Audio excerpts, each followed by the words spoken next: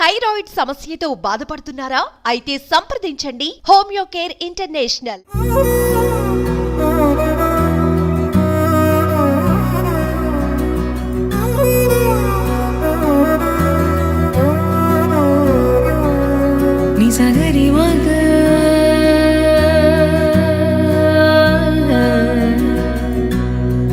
నిజగరి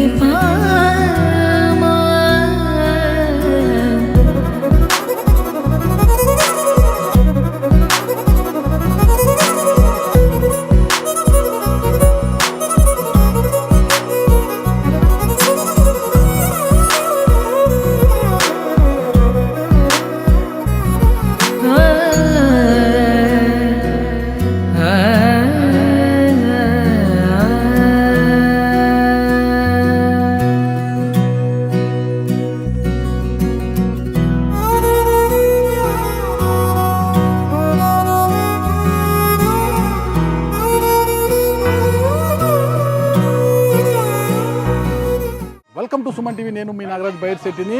ఈ ప్రోగ్రాం ఈరోజు మనకు అందిస్తుంది ఎకో తేజాస్ విద్యుత్ వాహనాల సంస్థ.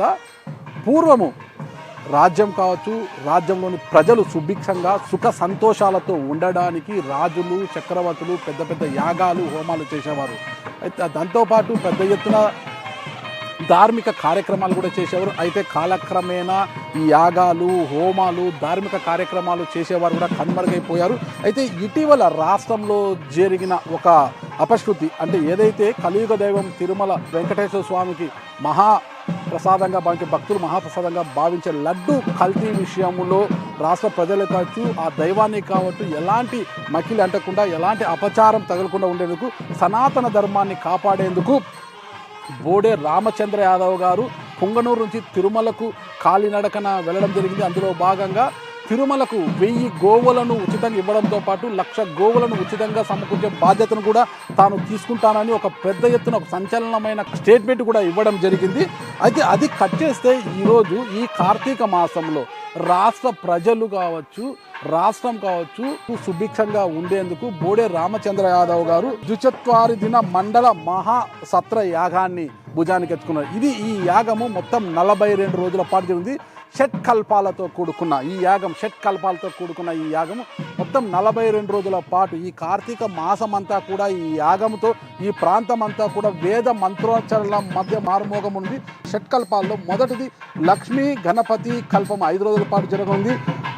మాతంగి కల్పం 11 రోజుల పాటు, మహాపాశుపత కల్పం 5 రోజుల పాటు, మహాసుదర్శన షట్కం 6 రోజుల పాటు, హనుమంత అనుషంగ షడాహం 6 రోజుల పాటు, చివరి రోజు ఈరోజు జరుగుతుంది. ఈ నెల 27 వరకు సంపుటిత శత చండీ కల్పం 9 రోజుల పాటు జరుగుతుంది. ఈ నెల 27 వరకు కూడా ఈ యాగమంతా కూడా జరుగుతుంది. ఒక్కసారి మనం లోపలికి వస్తే, గతంలో ఈ ప్రాంతంలో బోడే రామచంద్ర ఒక పార్టీ అధ్యక్షుడు, బీసీవై పార్టీ భారత చైతన్య యువజన పార్టీ అధ్యక్షుడు ఆయన బయటికి వచ్చిననే బోడే రామచంద్ర యాదవ్ జిందాబాద్ అంటూ మార్మోగిన ఈ ప్రాంగణం, ఈ ఇల్లు, ఈ కాంపౌండ్ ఈరోజు చూడండి నేల తాళాలు, వేద మంత్రోచ్చరణల మధ్య ఎలా మారుమోగిపోతుందో.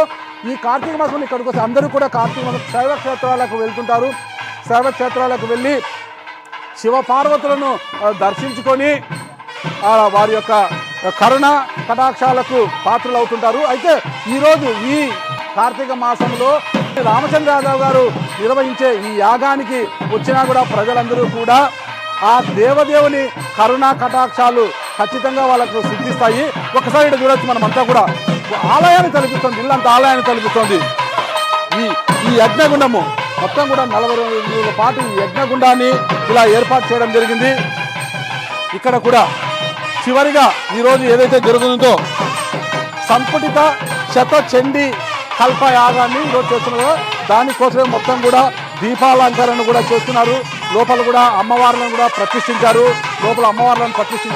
చివరిగా శత చండీ కల్పం యాగం తరువాత సీతారామ కళ్యాణము, చివరిగా రామ పట్టాభిషేకంతో ఈ యాగం ముగియనుంది.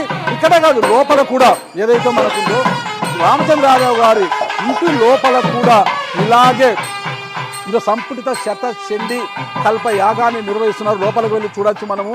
లోపల కూడా మొత్తము ఒక ధూప దీప నైవేద్యాలతో ఇల్లు ఒక ఆలయంలా ఎలా మారిపోయిందని చూసుకోవచ్చు. మనం ఇంట్లోకి వచ్చినట్లుగా లేదు, ఒక ఆలయంలోకి ఒక దేవాలయంలోకి వస్తే మనసు ఎలా ప్రశాంతంగా ఉంటుందో అంతటి ప్రశాంత వాతావరణం ఇక్కడ ఉంది. ఎందుకంటే ఇది కూడా ఒక ఆలయాన్ని తలపించేలా ఉన్నది. ఇదో చివరిగా సంపుటిత శతచండీ కల్పం కదా, ఆ యాగాన్ని ఇంతసేపు కూడా ఇక్కడ నిర్వహించారు. వేద మంత్రాల మధ్య ఈ పండితులంతా కూడా ఇక్కడ ఉండి, అంటే సనాతన ధర్మాన్ని కాపాడడానికి, సనాతన ధర్మాన్ని ఎవరు పాటించడం లేదు కేవలం కళ్ళ, కానీ తిరిగి తన సనాతన ధర్మాన్ని హిందూ అనే ప్రతి ఒక్కరూ కూడా తప్పక పాటించాలనే ఉద్దేశంతో ఇలాంటి యాగం, అంటే భారతదేశంలో మొట్టమొదటిసారిగా ఈ మహాసత్రయాగం 42 రోజుల పాటు చేసిన ఒక రికార్డు కూడా రామచంద్రరావు గారు సొంతం చేసుకున్నది. ఇంత పెద్ద ఎత్తున యాగం ఎవరు కూడా చేసి ఉండలేదు. నాకు తెలిసి ఎన్నికలకు ముందు భారతీయ జనతా పార్టీ ఒక యాగం చేసి ఉంది విజయం కోసం. అయితే ఇలాంటి యాగం కాదు అది, ఇది మాత్రము వారు విజయాని కోసం ఆ రోజు ఒక యాగం చేసి, ఈరోజు రామచంద్ర యాదవ్ గారు మాత్రము రాష్ట్ర ప్రజల సంక్షేమం కోసము, రాష్ట్రం సుభిక్షంగా ఉండాలనే ఒక లక్ష్యంతో మొత్తం మీద చెప్పంటే లోక కళ్యాణం కోసము ఈ మహాసత్ర యాగాన్ని 42 రోజుల పాటు నిర్విరామంగా చేసే ఒక బాధ్యతను కూడా ఎత్తుకున్నారు. ఇక 27తో ఈ యాగం కూడా ముగియనుంది. అయితే 42 రోజుల పాటు జరిగే ఈ యాగము శ్రీ విద్యా జ్ఞానపీఠం శృంగేరి పండితులు శ్రీ హరిశర్మ గారి ఆధ్వర్యంలో ఈ మొత్తం యాగం కూడా సంపూర్ణంగా నిర్వహించనున్నారు. ఇక్కడంతా కూడా ఆయన ఆధ్వర్యంలోనే ఇక్కడున్న వేద పండితులంతా కూడా ఇక్కడికి తరలి వచ్చి వారి యొక్క మంత్రోచ్చారణలతో మొత్తం కూడా ఈ ప్రాంతంతా మారుమోగిస్తూ రాష్ట్రం సుభిక్షం కోసం కూడా ఈ యాగం చేస్తున్నట్లుగా మనకు కనిపిస్తోంది. అయితే ఇక్కడే బోడే రామచంద్ర యాదవ్ గారు కావచ్చు, శ్రీ హరిశర్మ గారు కావచ్చు ఇక్కడే ఉన్నారు. వారితో కూడా అడిగి అసలు ఈ యాగం యొక్క లక్ష్యం ఏంటి, ఎందుకోసం యాగం చేస్తున్నారు అన్న పూర్తి వివరాలు కూడా మరి కాసేపట్లో వారితోనే మనం తెలుసుకుంటాము.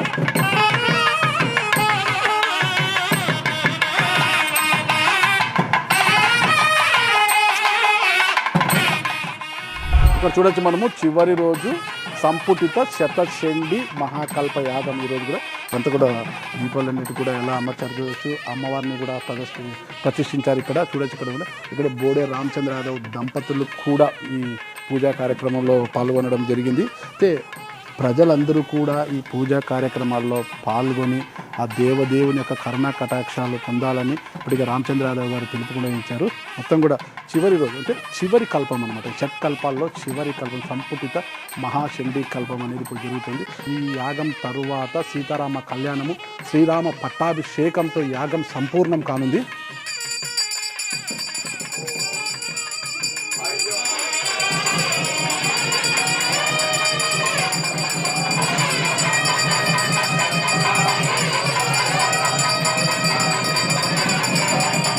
బోడే రామచంద్ర యాదవ్ గారు లోక కళ్యాణం కోసము మహాసత్ర యాగాన్ని తలపెట్టడమే కాకుండా భక్తి శ్రద్ధలతో ఈరోజు హారతి ఇవ్వడం కూడా తలపై, హారతి పళ్ళం తలపై పెట్టుకొని హారతి ఇవ్వడం కూడా మనము చూడొచ్చు. మొత్తం కూడా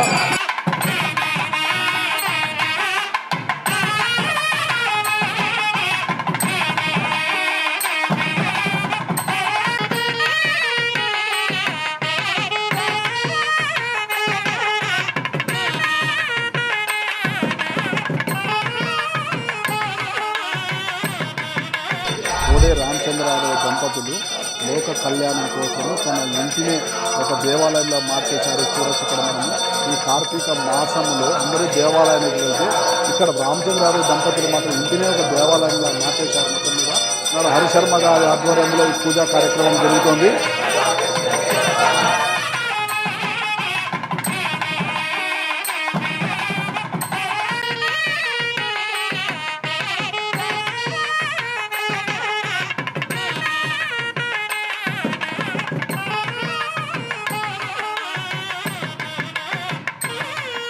చూస్తున్నాం కదా చివరి రోజు శతచండీ మహాకల్ప యాగాన్ని చూసాం కదా. ఇప్పుడు దాదాపు 50 మంది వేద పండితులతో ఈ యాగాన్ని నిర్వహిస్తున్నారు. ఈ నెల 27 వరకు జరిగే ఈ యాగంలో రాష్ట్రంలోని నియోజకవర్గ ప్రజలే కాక రాష్ట్రంలోని ప్రజలు అందరూ కూడా పాల్గొని ఆ దేవుని కరుణా కటాక్షాలకు పాత్రలు కావాలని కూడా ఆయన కోరుకుంటూ ఒకసారి చూడవచ్చు. వేద పండితులు అంటే ఎంతమంది ఉన్నారో అంతా కూడా ఇక్కడ మొత్తం దాదాపు 50 మంది వేద పండితులు 42 రోజుల పాటు 50 మంది వేద పండితులు. అంటే భారతదేశ చరిత్రలోనే ఇంత పెద్ద యాగం, ఇంత పెద్ద ఎత్తున వేద పండితుల ఆధ్వర్యంలో ఈ యాగాన్ని నిర్వహించిన దాఖలాలైతే మనం చూడలేదు ఇంతవరకు అయితే. మొట్టమొదటిసారిగా బోడే రామచంద్రరావు గారు 42 రోజుల పాటు దాదాపు 50 మంది వేద పండితులతో ఈ యాగాన్ని నిర్వహించడం జరుగుతుంది. కేవలం లోక కళ్యాణం కోసం మాత్రం, ఇది తన సంక్షేమం కోసము, తన యోగక్షేమాల కోసం కాదు, కేవలం లోక కళ్యాణం కోసము, రాష్ట్రం సుభిక్షంగా ఉండాలి, ఎలాంటి విపత్తులు తలెత్తకుండా రాష్ట్రంలో రాష్ట్రం ఎప్పుడు కూడా సుభిక్షంగా ఉండాలని, రాష్ట్రంలోని ప్రజలందరూ సంతోషంగానే ఉండాలని, తన ఇంట్లో సుఖంగా ఉండడం కాదు, రాష్ట్రం అనే ఇంట్లో ప్రజలందరూ కూడా సుఖ సంతోషాలతో ఉండాలనే ఉద్దేశంతో ఈ యాగాన్ని కూడా చేయడం జరిగింది.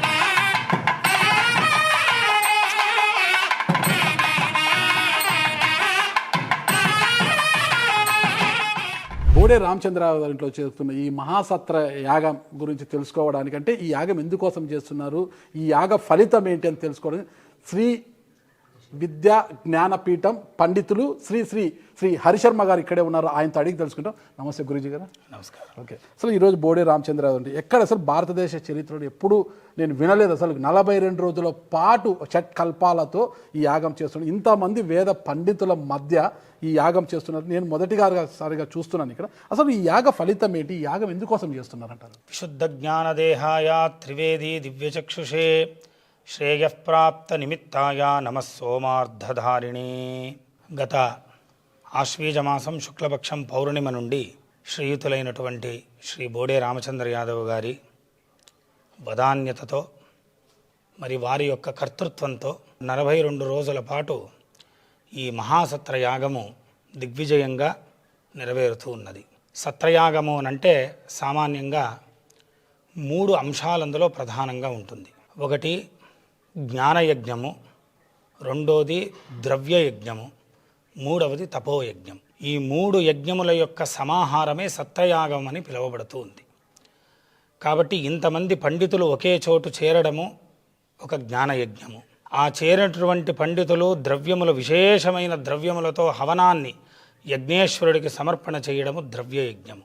ప్రతినిత్యము వివిధమైనటువంటి దేవతా కల్పముల యొక్క తపస్సు జపాన్ని ఆచరించడము తపోయజ్ఞం. అలాగా ఈ 3 యొక్క సమాహారము భారతదేశంలో ఎక్కడైనా ఏకకాలంలో జరిగింది అని అంటే అది కేవలం పుంగునూరు గ్రామంలో శ్రీయుతులైన శ్రీ బోడే రామచంద్ర యాదవ్ గారి స్వగృహంలో అని చెప్పడంలో ఎటువంటి అతిశయోక్తి లేదు.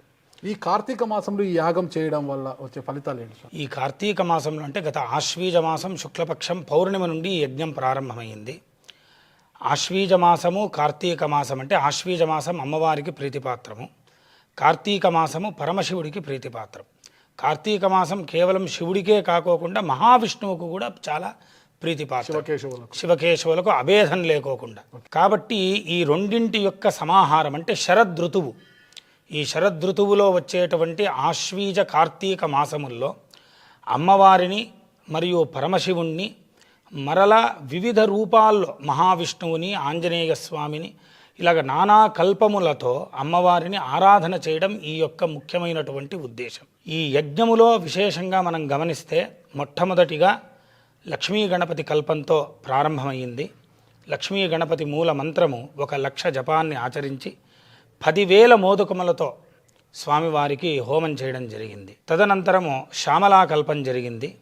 ఆ శ్యామలా స్వరూపంగా ఆ అమ్మవారిని ప్రార్థన చేస్తూ 11 రోజుల పాటు అమ్మవారిని ప్రార్థన ఆరాధన చేసి విశేషంగా 1,00,000 బిల్వపత్రులతో హోమం చేయడం జరిగింది.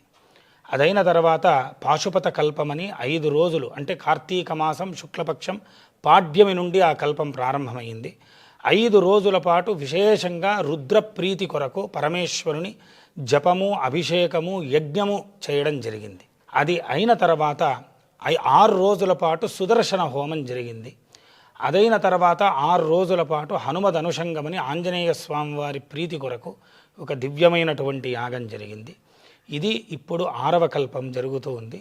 ఈ 9 రోజుల పాటు శతచండీ మహాయాగం సంపుటీకరణ విధానంతో ఇక్కడ జరుగుతూ ఉన్నది. ఇక్కడ గమనించవలసినటువంటి ఒక ముఖ్యమైనటువంటి అంశం ఏమి అనంటే 42 రోజుల పాటు ఒకే కాలంలో ఒక్కచోటు నిలబడి ఇంతటి దివ్యమైనటువంటి కార్యక్రమాన్ని నిర్వహించడము అనంటే సామాన్యమైనటువంటి విషయం కాదు. ఇంతమంది పండితుల్ని ఒక పక్క చేర్చి, ఇంత యజ్ఞ ద్రవ్యాలను ఒక పక్క చేర్చి, ఎటువంటి లోపదోషాలు లోటు లేకోకుండా ఈ మహత్తరమైనటువంటి యజ్ఞాన్ని తమ భుజస్కంధాల మీద మోస్తూ, యజ్ఞములో ఎటువంటి అహేతుకం జరగకోకుండా సాత్వికంగా ఈ దివ్యమైన యజ్ఞము లోకహితం కొరకు, దేశాభివృద్ధి కొరకు, గో సంతతి అభివృద్ధి కొరకు, ఈ సనాతన ధర్మం యొక్క పునరుత్థానం కొరకు వారి యొక్క మనస్సంకల్పాన్ని, అభీష్టాన్ని దృష్టిలో పెట్టుకొని ఈ 42 రోజుల పాటు వారు యజ్ఞ దీక్షితులై మాతో పాటు మమేకమయ్యి ఈ యొక్క దివ్యమైన మహత్తరమైన యజ్ఞాన్ని చేస్తూ ఉన్నారు. వారికి రాబోయేటువంటి కాలంలో ఆ అమ్మవారి యొక్క పరిపూర్ణమైనటువంటి అనుగ్రహంతో ఈ రాష్ట్రంలో ఒక దివ్యమైన గొప్పదైనటువంటి నాయకత్వాభివృద్ధి పొందుగాక అనేటువంటి ఆశయాన్ని కూడా ఈ యొక్క సందర్భంలో మేము సంకల్పోచితంగా మేము వారికి ఆశీర్వచనం చేస్తూ ఉన్నాం. దానితో పాటు ప్రతినిత్యం గోపూజనము. ఎందుకోనంటే మన దేశంలో గోవు చాలా ఉన్నతమైనటువంటి ప్రాణిగా కాకోకుండా దైవంగా మనం భావన చేస్తాం. అటువంటి గోవు నానా విధములైనటువంటి కష్టములకు మన దేశంలోనే ఈరోజు అవి కష్టపడ్డం మనం చూస్తూ ఉన్నాం. వాటినన్నిటినీ ఆయన దృష్టిలో పెట్టుకొని గో సంతతి అభివృద్ధి కొరకు పణం తొట్టి ప్రతి నిత్యం ఒక గోపూజ చేయడం ద్వారా ఆ గో సంతతి అభివృద్ధిని కూడా విశ్వకళ్యాణంగా భావన చేస్తూ ఉన్నారు. ఇలాగా ఈ 42 రోజుల పాటు ఈ పుంగనూరు గ్రామంలో ఇటువంటి మహత్తరమైన యాగం ఎక్కడో మనకు పెద్ద పెద్ద పట్టణాల్లో అక్కడో ఇక్కడో చేస్తే యజ్ఞ సంభారాలంతా దొరుకుతాయని అనుకోవచ్చు. కానీ ఇటువంటి గ్రామంలో ఇటువంటి యజ్ఞం నిర్వహించడము అనంటే ఇది ఆషామాషి అయినటువంటి విచారం కాదు.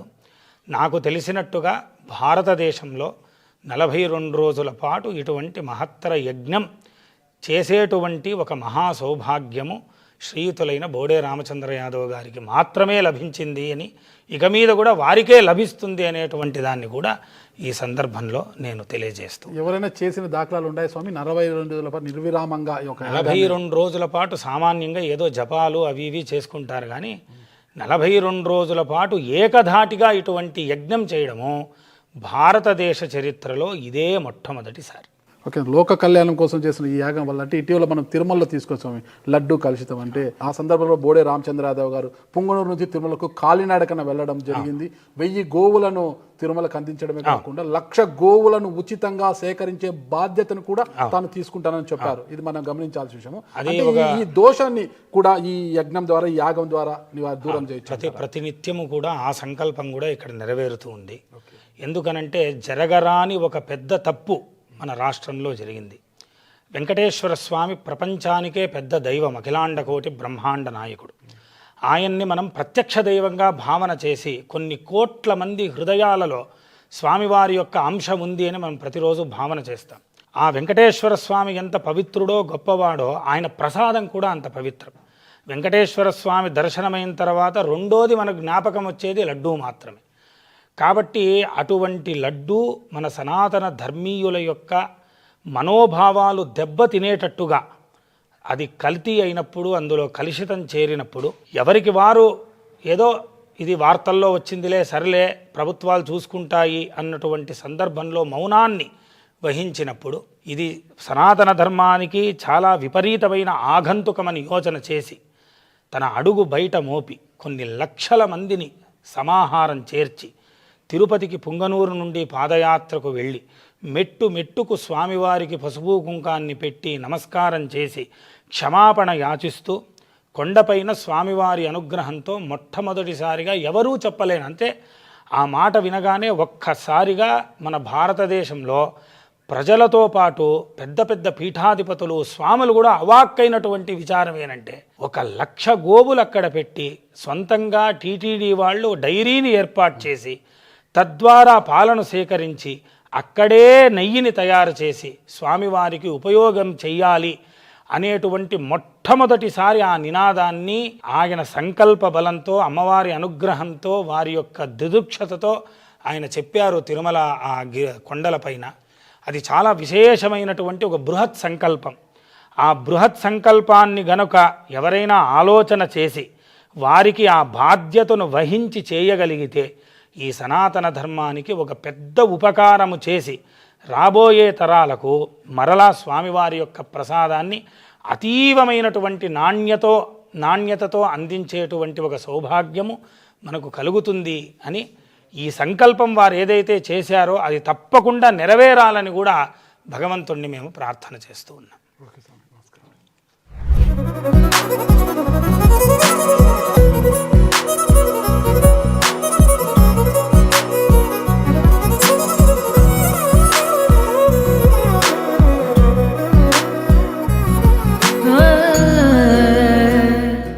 ఆరు కల్పాలతో 42 రోజుల పాటు నిర్విరామంగా కొనసాగుతున్న మహాసత్ర యాగాన్ని తలకెత్తుకున్న తన భుజస్కంధాలపై వేసుకున్న బోడే రామచంద్రయాదవ్ గారు కూడా ఇక్కడే ఉన్నారు. ఆయనతో అడిగి ఈ యాగం యొక్క ఫలితాల గురించి ఎందుకోసం చేస్తున్నారు అనేది కూడా మనం తెలుసుకుంటాం. నమస్తే రామచంద్రయాదవ్ గారు. నమస్తే అన్న.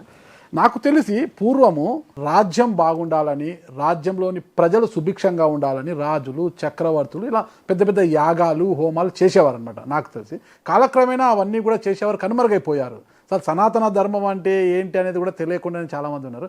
అయితే ఇటీవల కాలంలో మీరు ఇంత పెద్ద ఎత్తున 42 రోజుల పాటు ఈ యాగాన్ని, మహాసత్ర యాగాన్ని భుజానికి ఎత్తుకొని చేస్తున్నారు. అసలు ఈ యాగ లక్ష్యం ఏంటి? అసలు మీరు ఎందుకోసం చేస్తున్నారు ఈ యాగాన్ని? యాగాలు, యజ్ఞాలు, పూజలు అనేవి కేవలం రాజులకు, చక్రవర్తులకు మాత్రమే పరిమితం అనుకోవడం కరెక్ట్ కాదన్న.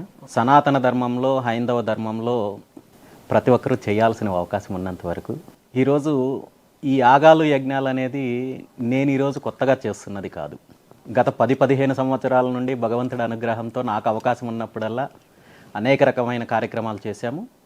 ఇప్పుడు తిరుమల పాదయాత్ర పూర్తయిన తర్వాత 10 రోజుల పాటు దసరా నవరాత్రులుగా యాగం పూర్తయిన తర్వాత ఇది ఎప్పటి నుండినో నా మనసులో ఉన్న సంకల్పము. భగవంతుడి అనుగ్రహంతో ఈ 42 రోజుల పాటు ద్విచత్వారింశ దిన మహామండల సత్రయాగంతో 6 మహాకల్పాలతో కూడిన యాగం మొదలు పెట్టడం జరిగింది. చాలా అద్భుతంగా, శాస్త్రోక్తంగా, వేద పండితులతోటి, గురువుల ద్వారా ఈ కార్యక్రమము నిర్విరామంగా కొనసాగుతోంది. ఇప్పుడు 6వ కల్పానికి రావడం జరిగింది. ఈ 27వ తేదీన పూర్ణాహుతి, మహాపూర్ణాహుతి కార్యక్రమం ఉంటుంది. 28న సీతారాముల కళ్యాణోత్సవము, అదేవిధంగా రామ పట్టాభిషేకం కార్యక్రమంతో ఈ యాగం పరిపూర్ణమవుతుందండి. ఓకే, అంటే ఈ యాగము చేస్తుంటారు చాలామంది, 2 రోజులు, 3 రోజులు, వారం రోజులు కొన్ని యాగాలు, హోమాలు చేస్తుంటారు. 42 రోజుల పాటు ఈ మహాసత్ర యాగం చేయాలని మీకు ఎందుకు అనిపించింది? ఏ లక్ష్యంతో చేస్తున్నారు అసలు అనేది నాకు కావాల్సింది. జనరల్గా నేను చేసే పూజలు, హోమాలు, యాగాలని చూసినప్పుడు నా చుట్టూ ఉన్న వాళ్ళు కూడా చాలామంది అడుగుతుంటారు, మీరు అయ్యప్ప స్వామి మాల ఎందుకు వెయ్యరు అనేసి. అయ్యప్ప స్వామి మాల అంటే మామూలుగా మండలం రోజుల పాటు వేస్తారు, 42 రోజుల పాటు. నా దృష్టిలో అయ్యప్ప స్వామి మాల అనేది చాలా పవిత్రమైనది. ఈ 42 రోజుల పాటు పవిత్రంగా స్వామివారి నామస్మరణతో, స్వామివారి సేవలో ఆ కార్యక్రమం చెయ్యగలిగితే చెయ్యాలి. లేదా వేరే వ్యాపకాలు, వేరే వ్యవహారాలతో ఇంటర్ఫియర్ అయ్యి, ఇన్వాల్వ్ అయ్యి, మాల అంటే కేవలం డ్రెస్ వేసుకోవడము, మాల వేసుకోవడం కాదు కదా. సో ఆ విధంగా ఆలోచనతోటి నేను ఎప్పుడూ మాల వేయలేదు. కానీ ఇది ఎక్కడో నాకు తెలియని ఒక వెలితైతే ఉండేది.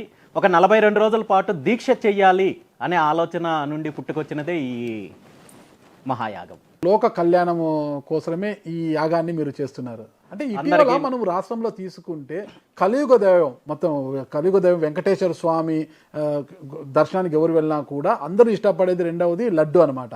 లడ్డూని మహాప్రసాదంగా చూసి ఆ మహాప్రసాదమైన లడ్డు కలుషితమైంది. అంటే ఈ నేపథ్యంలోనే మీరు ఈ యాగం చేయడము కూడా ఒక చర్చనీయాంశంగా మారిపోయింది. ఇది చాలా బాధాకరమైన అంశమన్న.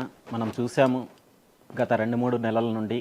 ఇంతకు ముందు స్వామివారి లడ్డు ప్రసాదంలో అపచారం జరిగింది, కల్తీ జరిగింది, నిషేధిత వస్తువులు వాడారు అని చెప్పి దీని మీద ప్రపంచవ్యాప్తంగా చర్చ నడిచింది.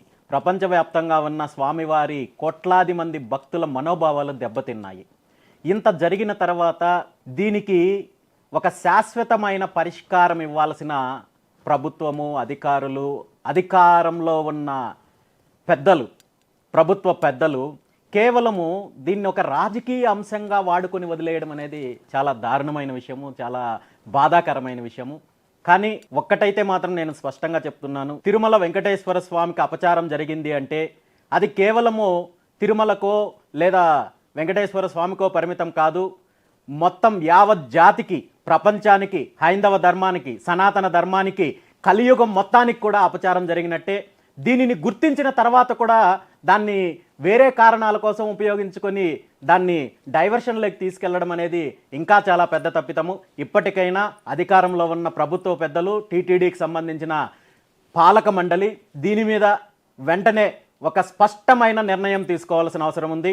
తిరుమల అంటే, వెంకటేశ్వర స్వామి అంటే రాజకీయ కోణమో, వ్యాపార కోణమో, లేదా టెండర్ల కోణమో, కాంట్రాక్టర్లు కట్టబెట్టే కోణమో కాకుండా పవిత్రత కోణంలో హైందవ ధర్మం, సనాతన ధర్మాన్ని నిలబెట్టాలి.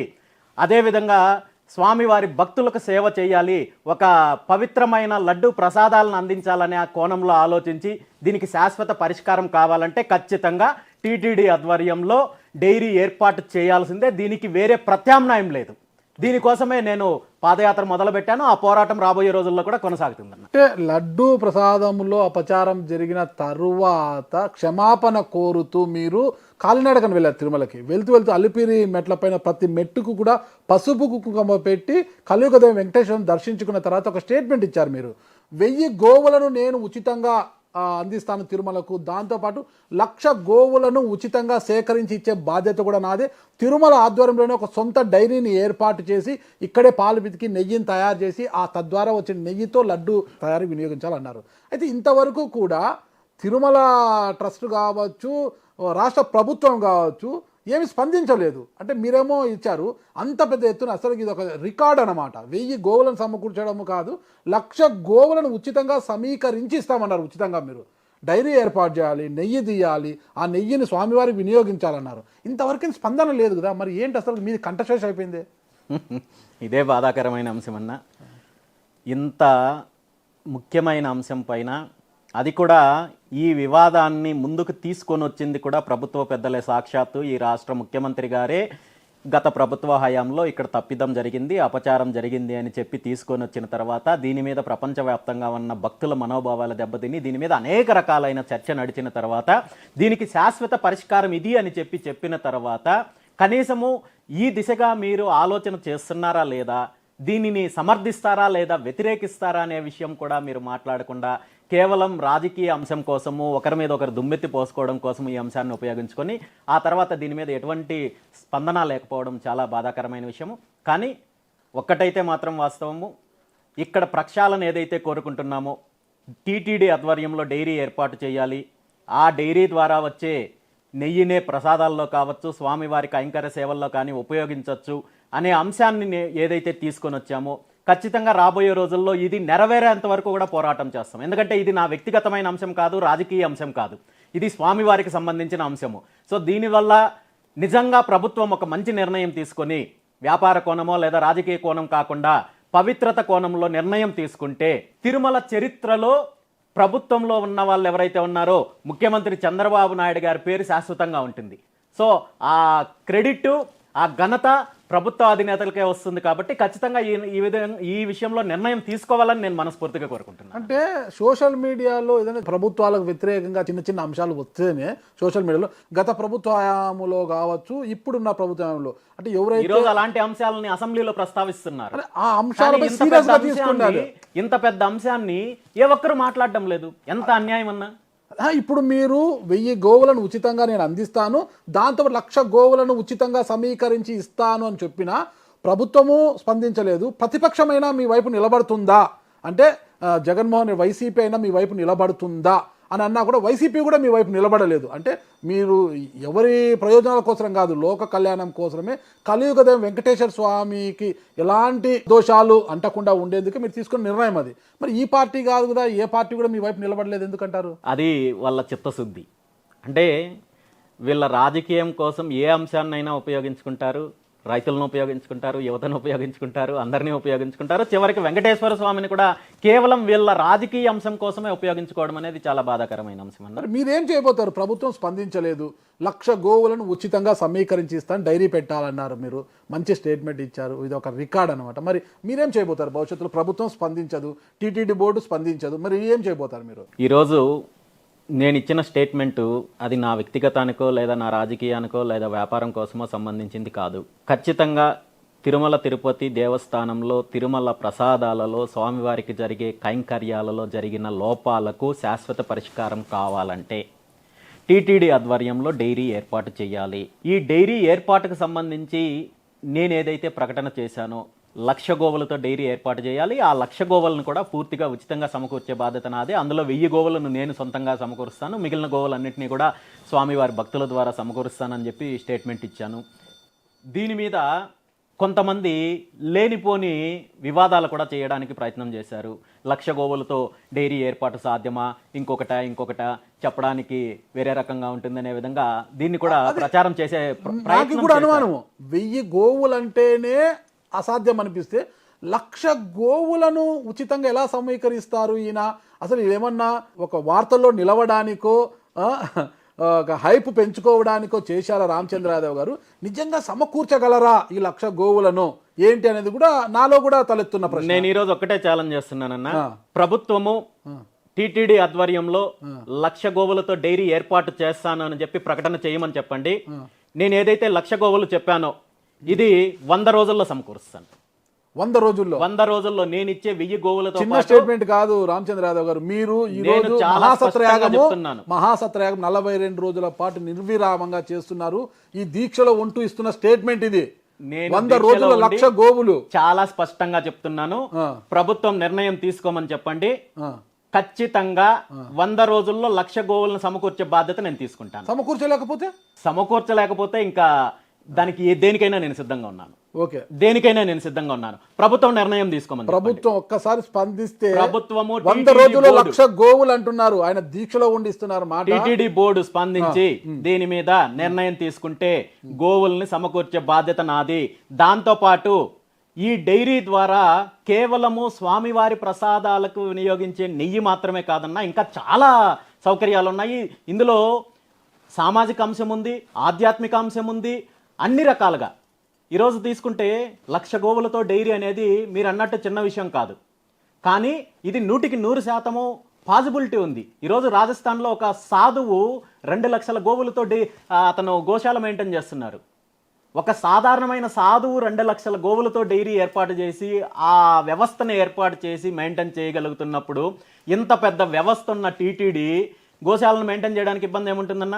ఈరోజు శేషాచలం అడవుల్లో అనేక రకాలైన ఔషధ గుణాలున్న గడ్డి కావచ్చు, మిగిలిన వనమూలికలు కావచ్చు, ఇవన్నీ ఉన్నాయి. సో ఈ శేషాచలం అడవులకు సంబంధించి ఆ పరిసర ప్రాంతాల్లో ఒకే చోట 1,00,000 గోవులు కాకపోతే ఒకవేళ 10,000 గోవులతో 10 డైరీలు ఏర్పాటు చేయండి.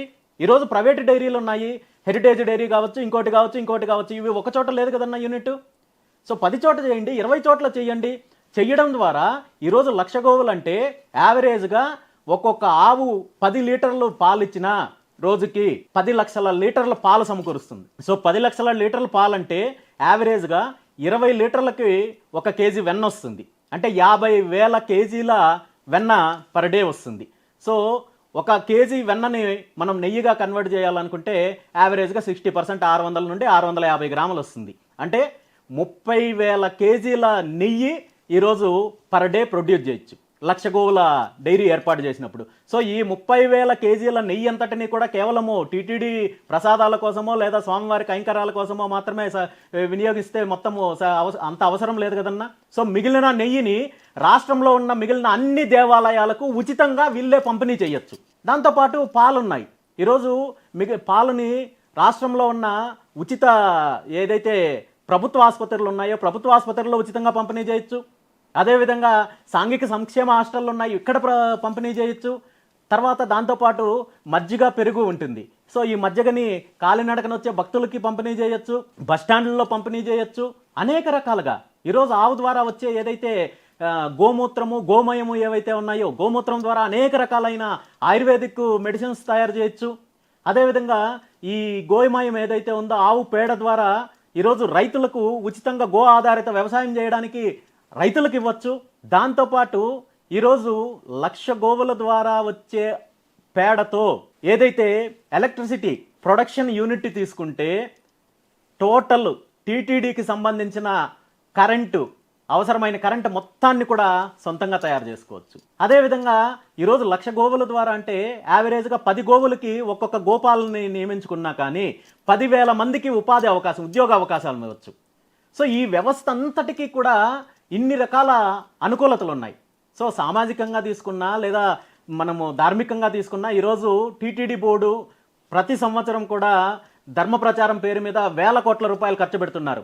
సో గోశాలని గోవుల్ని వృద్ధిపరచడం కంటే ప్రత్యేకమైన ధర్మ ప్రచారం ఏముందన్నా? అంతకంటే గొప్ప ధర్మ ప్రచారం ఏముంది? ఓకే రామచంద్ర యాదవ్ గారు, మీరు అన్నారు 100 రోజులు 1,00,000 గోవులను ఉచితంగా సమకూర్చిస్తా, అందులో 1000 గోవులు మీవి, మిగతా 99,000 గోవులను ఉచితంగా మీరే సమకూర్చిస్తాను అంటున్నారు. చాలా గట్టిగా చెప్తున్నారు, చాలా నమ్మకంగా చెప్తున్నారు. ఇంత నమ్మకంగా చెప్పినా కూడా ప్రభుత్వము తిరుమలలో డైరీ ఏర్పాటుకు ముందుకు రాలేదు, అసలు మీ వాయిస్ని పట్టించుకోలేదు అనుకోండి, అప్పుడు ఏం చేస్తారు? ఇది వదిలిపెట్టే ప్రసక్తే లేదన్నా. ఖచ్చితంగా స్పందించి తీరాలి. స్పందించేంత వరకు కూడా దీన్ని ప్రజల్లో చైతన్యం తీసుకొని వస్తాను, నేను పోరాటం చేస్తాను. ఇదేం నా సొంత వ్యవహారం కాదు, లేదా ఇది నా రాజకీయ అంశం కాదు. ఖచ్చితంగా తిరుమల తిరుపతి దేవస్థానంలో ప్రక్షాళన జరగాలి. టీటీడీ ఆధ్వర్యంలో డైరీ ఏర్పాటు చేయాలి.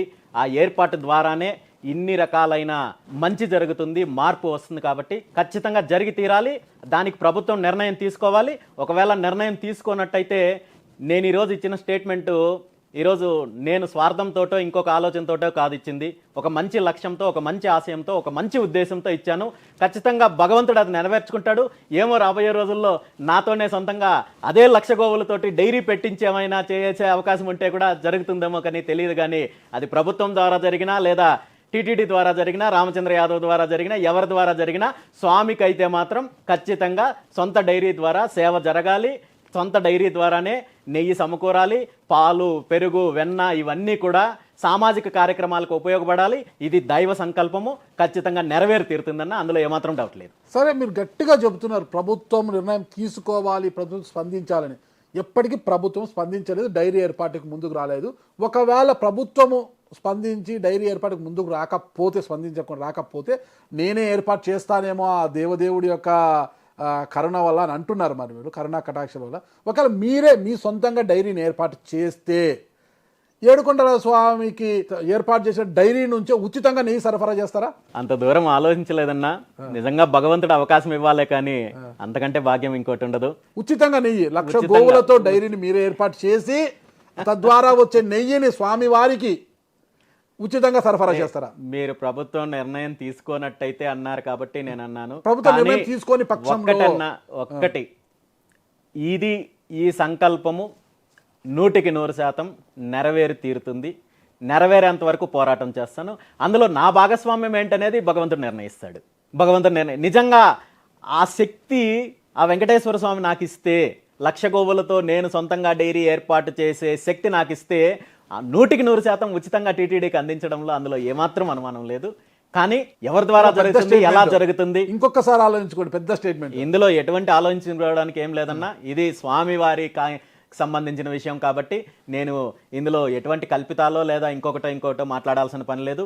100% చెప్తున్నాను. నిజంగా స్వామివారు ప్రభుత్వం ద్వారా కాకుండా లేదా టీటీడీ ద్వారా కాకుండా రామచంద్ర యాదవ్ ద్వారానే చేయించుకోవాలనే సంకల్పం ఉంటే, స్వామివారి ఆ అనుగ్రహం ఉంటే అంతకంటే భాగ్యం ఇంకోటి ఉండదన్న. ఖచ్చితంగా జరిగి తీరుతుంది. కానీ డైరీ, సొంతంగా డైరీ కావాలనేంత వరకు మాత్రం 100% అది నెరవేరేంత వరకు మాత్రం నేను పోరాడతాను. మీరు సమకూర్చున్న 1,00,000 గోవుల ఇన్ని ప్రయోజనాలు ఉన్నాయని చెప్తున్నారు. ఇదివరకే చెప్పారు ప్రభుత్వం స్పందించలేదు. అప్పుడు టీటీడీ ట్రస్ట్ బోర్డు కూడా లేదు. ఇప్పుడు నియామకమైంది. బిఆర్ నాయుడు గారు ప్రమాణ స్వీకారం కూడా చేశారు. అంటే యాగం తరువాత, అంటే 27వ యాగము, 28 సీతారామ కళ్యాణము, శ్రీరామ పట్టాభిషేకం తరువాత మీరు ఏమైనా TTD trust board chairman BR Naidu గారిని కలిసే అవకాశం ఏమైనా ఉందా ఇదే విషయం చర్చించడానికి? ఖచ్చితంగా ప్రయత్నం చేస్తానన్నా. నేను దీని మీద ఇప్పటికే ముఖ్యమంత్రి గారికి లెటర్ రాయడం జరిగింది. దీని మీద మంచి నిర్ణయం తీసుకోవాలి, మీరు చరిత్రలో నిలిచిపోయే అవకాశం ఉందని చెప్పాను. ఇందులో నాకు ప్రత్యేకంగా ఎటువంటి క్రెడిట్ అవసరం లేదు. మీ ప్రభుత్వం ఉంది, మీకు అవకాశం వచ్చింది, భగవంతుడు మళ్ళీ అవకాశం ఇచ్చాడు. కాబట్టి ఈ ఒక్క విషయంలో మీరు రాజకీయ అంశంగా కాకుండా దీన్ని స్వామివారి కోణంలో చూడాలని చెప్పి లెటర్ రాయడం జరిగింది. అదేవిధంగా టీటీడీ చైర్మన్ గారికి కూడా లెటర్ రాయడం జరిగింది. ఖచ్చితంగా ఈ యాగం తర్వాత దీని మీద ముందుకెళ్లే అవకాశము, ఏ అవకాశం ఉన్నా వదిలే ప్రసక్తి అయితే మాత్రం లేదు. టీటీడీ ఆధ్వర్యంలో డైరీ ఏర్పాటు చేసి ప్రక్షాళన జరిగేంత వరకు కూడా నేను ఒక స్వామివారి భక్తుడిగా పోరాటం చేయడానికి సిద్ధంగా ఉన్నా. ఇకపోతే గతంలో మనం ఇదే ఇల్లు, మీ ఇల్లు ఉంది, ఇంటిపైన దాడులు చూసాము, దౌర్జన్యాలు చూసాము. అలాంటి పరిస్థితుల్లో కూడా మీరు నిలదొక్కుని ఈ ఇంటినే ఒక దేవాలయంలో మార్చి ఈరోజు మహాసత్రయాగాన్ని 42 రోజుల పాటు నిర్విరామంగా నిర్వహిస్తున్నారు కదా. ఇదంతా కూడా పుంగనూరు ప్రాంత ప్రజల అదృష్టం అనుకోవచ్చా? అన్న, పుంగనూరుకి ఒక చరిత్ర ఉందన్న. పుంగనూరులో ఎప్పుడో పుంగనూరు ప్రాంతాన్ని జమీందారులు పరిపాలించారు, చక్రవర్తులు పరిపాలించారు. ముఖ్యంగా ఈ ప్రాంతము సాంప్రదాయాలకు పెట్టిన పేరు. ఈ ప్రాంతంలో ఉన్న పురాతనమైన దేవాలయాలు కావచ్చు, ఇక్కడున్న వ్యవస్థలు కావచ్చు, ఇవన్నీ కూడా ఒకప్పుడు పుంగనూరుకి ఎంతో ఘనమైన చరిత్ర ఉంది. అయితే మధ్యలో కొంతమంది వచ్చిన దోపిడీదారుల వల్ల ఆ చరిత్రని వేరే రకంగా తీసుకెళ్లే ప్రయత్నం జరిగింది. కానీ పుంగనూరుకి ఒక మంచి చరిత్ర ఉంది. అయితే ఈరోజు పుంగనూరు ప్రాంతానికనో లేదా ఒక రాష్ట్రం గురించనో కాదు, అందరికీ మంచి జరగాలి, రైతులకు మంచి జరగాలి, సకాలంలో వర్షాలు కురవాలి, రైతులకు మంచి పంటలు పండాలి, యువతకు మంచి ఉద్యోగ ఉపాధి అవకాశాలు రావాలి, రాష్ట్రము దేశము అభివృద్ధి చెందాలి అనే ఒక గొప్ప సంకల్పంతో ఈరోజు ఈ కార్యక్రమం చేస్తున్నాము. సో ఆ కార్యక్రమం చేయడానికి భగవంతుడు అవకాశం ఇచ్చాడంటే ఖచ్చితంగా అది మంచి జరుగుతుందని 100% నమ్ముతున్నాను. ఇప్పుడు మీరు మీ ప్రసంగంలో ఒక మాట సనాతన ధర్మ పరిరక్షణ కోసం అని అన్నారు అన్నమాట. అంటే సనాతన ధర్మంలో భాగంగా ఈ యాగాలన్నీ వస్తున్నాయా? అసలు నాకు తెలియకరుతూ అందరూ సనాతన ధర్మం అని ఈసారి అందరూ ఎవరు నోటి విన్నా అదే వస్తుంది అన్నమాట, సనాతన ధర్మం. అసలు సనాతన ధర్మం అంటే ఏంటో చెప్తారా రామచంద్ర గారు? సనాతన ధర్మం అంటే మీరు నన్ను అడిగే కంటే కూడా కొంతమంది సనాతన ధర్మం కోసమే మేము పుట్టామని చెప్పుకునే వాళ్ళని అడిగితే బాగుంటుందన్న. ఓకే, మీరు అందులో మీరు కూడా సనాతన ధర్మం అనేది ఈరోజు ఇది ఒక కులమో మతమో లేదా ఒక ప్రాంతానికి సంబంధించిందో కాదన్న. సనాతన ధర్మం అనేది యావత్ సృష్టిలో ఉన్న జీవరాశులన్నీ బాగు కోరుకునేది. ప్రతి ఒక్కరు ఇప్పుడు సర్వే జన సుఖినో భవంతు అనేది కేవలం అది మన ధర్మంలో మాత్రమే వస్తుంది. కేవలం దైవికమైన అంశం మాత్రమే కాదు.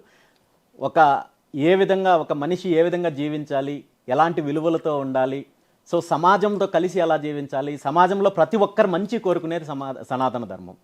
సో అందులో భాగంగా ఇవన్నీ కూడా వస్తున్నాయి. ఇప్పుడు మీరు సర్వే జన సుఖినో భవంతు అన్నారు కదా, దాంతోపాటు కంటిన్యూగా గో బ్రాహ్మణ శుభమస్తు అని అంటారు కదా. మీరు ఆ గోవులను గో బ్రాహ్మణ శుభం ఇక్కడ చూస్తే బ్రాహ్మణులతో ఇక్కడ యాగం చేస్తున్నారు.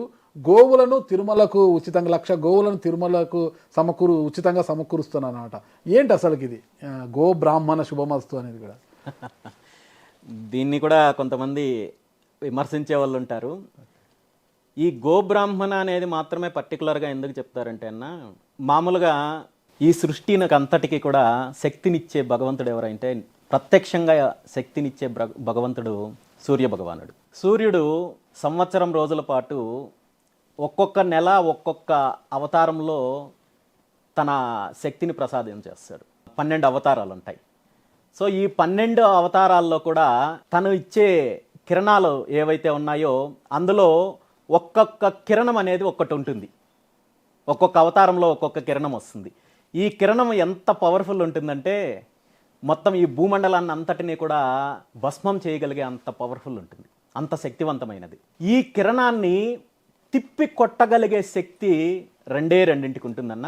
ఒకటి గోవు తీసుకునే ఉచ్ఛ్వాస నిశ్వాసాల ద్వారా తను వదిలే గాలి ఈ కిరణాన్ని తిప్పికొట్టగలిగే శక్తి ఉంటుంది.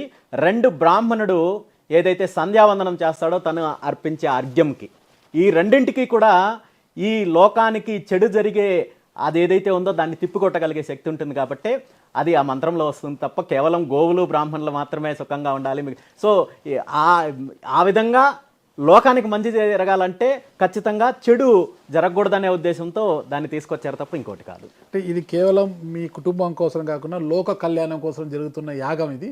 ఈ యాగంలో పాల్గొనడానికి ప్రజలకు ఏమైనా మీరు ఆహ్వానం ఇచ్చారా? మా ఇంట్లో కానీ లేదా బయట నేను చేసే కార్యక్రమాలు ఏవైనా కానీ ప్రతి ఒక్కరూ పాల్గొనాలనే చెప్తాము. అదేవిధంగా ఈరోజు ప్రతిరోజు జరిగే కార్యక్రమాలతో పాటు ముఖ్యంగా చివరిలో జరిగే పూర్ణాహుతికి, అదేవిధంగా కళ్యాణోత్సవానికి అందరినీ కూడా ప్రత్యేకంగా కూడా ఇన్వైట్ చేయడం జరుగుతుంది.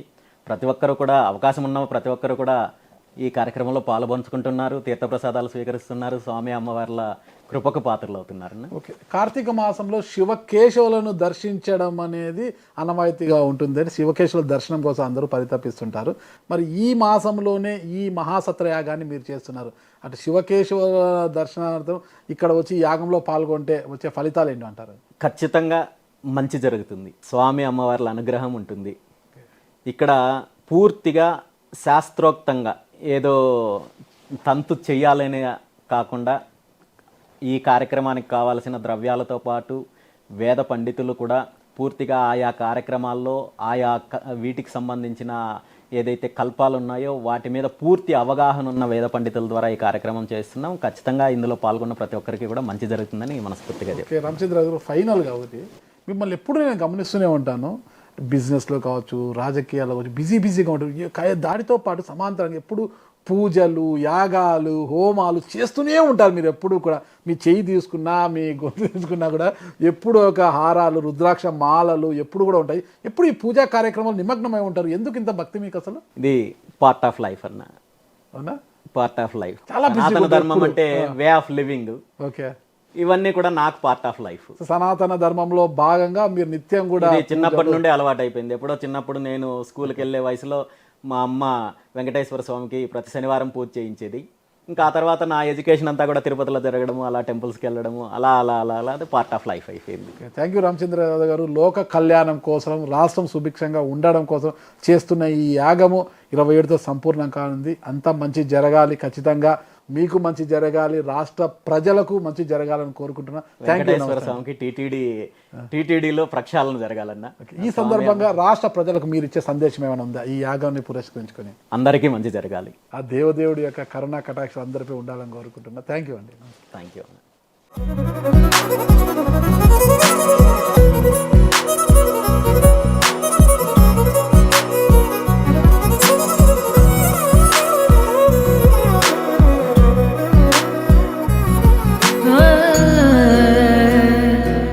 కోడే రామచంద్ర యాదవ్ గారు నిర్వహిస్తున్న 42 రోజుల యాగం మహాసత్ర యాగంలో భాగంగా ఈరోజు చివరి కల్పమైన మహాచండి కల్ప యాగం ఈరోజు నిర్వహించడం జరిగింది. అందులో భాగంగానే మొత్తం కూడా హారతులు కూడా అమ్మవార్లకు హారతి ఇవ్వడం మనం గమనిస్తున్నాము. మొత్తం కూడా